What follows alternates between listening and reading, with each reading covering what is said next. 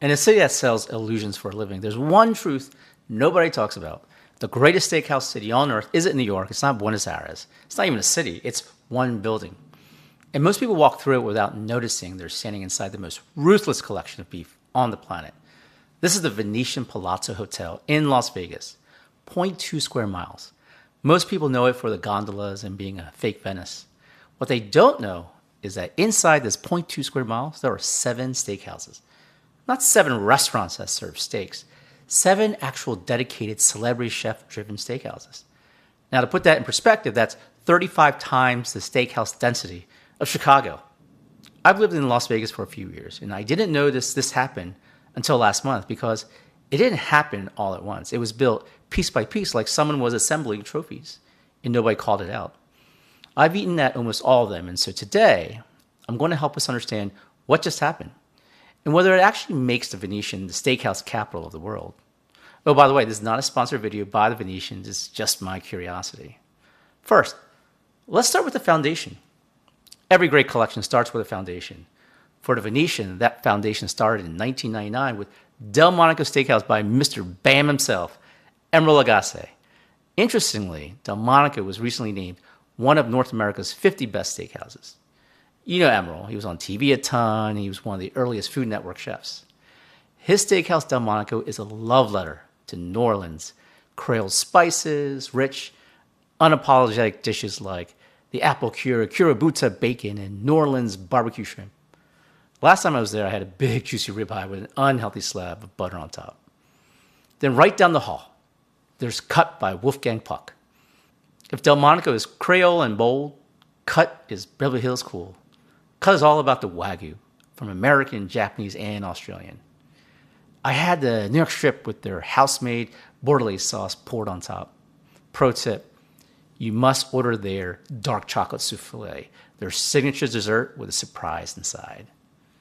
These 2 restaurants anchored the property for years, and for most casinos, you'll see more than 2 steakhouses. Usually it's just one steakhouse.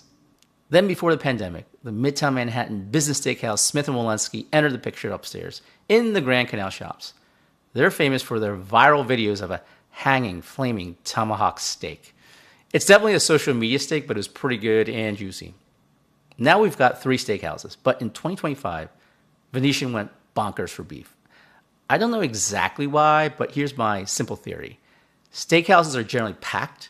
When conference goers and visitors come to Vegas, they're not dieting. They like to go big, and what's bigger than steaks, dirty martinis, and red wine for dinner? Anyway, someone was thinking, what if we had all of them? Different types and styles, different cultures, like, why not a Korean steakhouse? Who's considered the best? COTE Korean Steakhouse from New York City. It's the only Michelin-starred Korean steakhouse in the world. COTE is also on other lists of best steakhouses. Now, I must confess, I do know Simon Kim, the owner of COTE, and to be more honest, when he pitched me on the concept of an elevated Korean steakhouse, I couldn't quite grasp it. And now, I give him all the credit in the world for transforming Korean barbecue, and now you see copycats of COTE popping up everywhere. And I give Venetian credit for bringing the first Korean barbecue restaurant into a casino on the Las Vegas Strip. Shocking, right? There was never a Korean barbecue restaurant in a Las Vegas Boulevard casino. There's a Korean barbecue restaurant off Strip and outside of casinos, but not in a casino on Las Vegas Boulevard. If you go to COTE, it's a vibe. They've got lights blinking like a lounge, a DJ booth up high, a speakeasy bar, and even a private karaoke room. And nothing says Asian like having karaoke at your establishment. Interestingly, COTE is the only Michelin-starred steakhouse among the 7 at Venetian. Yeah, Korean barbecue. So far, we've got New Orleans comfort, Beverly Hills cool, Midtown Manhattan, and sophisticated Korean barbecue. So now, here's where it gets spicy. But before the spice, if you like this video, like and subscribe. Back to spice. Building a great collection is one thing. Stealing the crown jewel from your competition down the street is something else entirely. For a decade, if you wanted the most theatrical, boundary-dissolving, food as performance art meat experience in Las Vegas, you went north. You went to the Sahara. You went to Bazaar Meat by José Andrés. So many people have told me that Bazaar Meat is their favorite steakhouse in Vegas, or at least top 3. José Andrés doesn't make steakhouses. José Andrés dismantles your understanding of what food is supposed to be and then charges you appropriately for the experience. Bazaar Meat isn't a steakhouse in any traditional sense.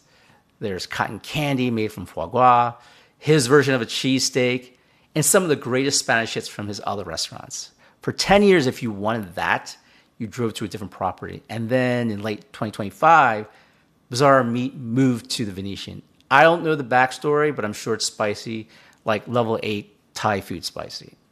This was a conquest. They didn't just add a restaurant. They absorbed the most avant-garde meat program in Vegas and placed it adjacent to 6 other exceptional options. Now we're up to 5 steakhouses. We've got 2 more. The final 2 additions are less theatrical than Bazaar Meat, but they're not less important because what they do is seal the gaps. BOA Steakhouse brings the LA Hollywood energy. It's social, it's sceney, it's California. I went opening week and the steaks were really good. But what stood out was their baklava appetizer, a must order. But I was shocked how good their chicken parm was.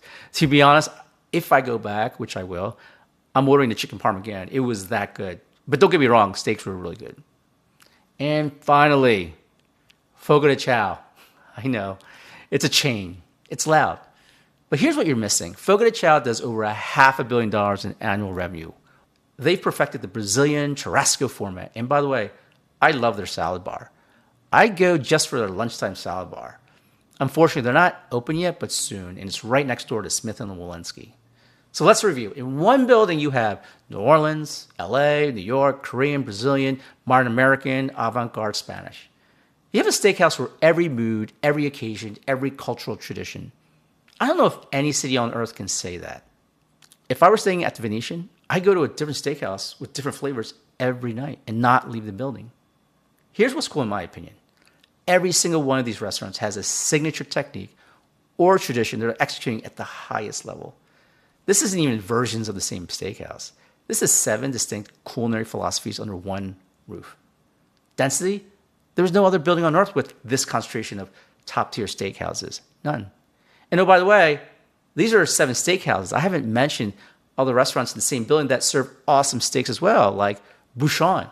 Actually, one of my favorite steaks in Las Vegas is at the French Bistro by Tom's Keller. Here's a challenge I'll make to anyone watching this. Pick any city in the world. Find me 7 steakhouses of this caliber, a Michelin star, a celebrity chef, global, within a 10-minute walk of each other. This specific 7, this much range, this much density, all connected by the same corridors and escalators. I don't think it exists anywhere else. And here's what makes this genuinely strange. You would think the Venetian would have leaned in hard on Italian food because it is the Venetian as in Venice. I mean, come on, they have gondolas. But as Emeril would say, bam, 7 steakhouses happen in a single building complex in the middle of the desert.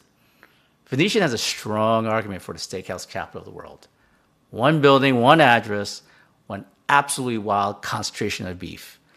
Boo! If you like this video, like and subscribe.